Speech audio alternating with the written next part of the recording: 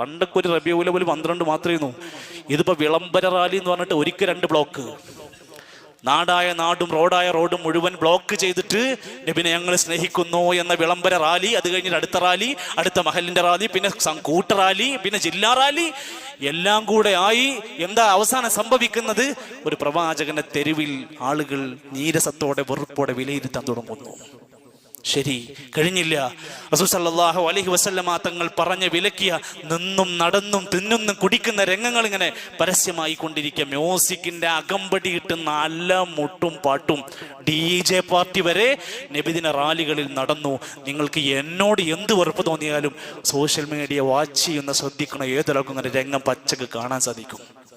എവിടെയാണ് നമ്മൾ എത്തിയിട്ടുള്ളത്? 4 റസൂൽ കരീം സല്ലല്ലാഹു അലൈഹി വസല്ലമയുടെ കാലഘട്ടത്തിലില്ലാത്ത ഈ ഒരു ആഘോഷത്തിൽ പങ്കെടുക്കാത്തവരെയെല്ലാം പ്രവാചക സ്നേഹമില്ലാത്ത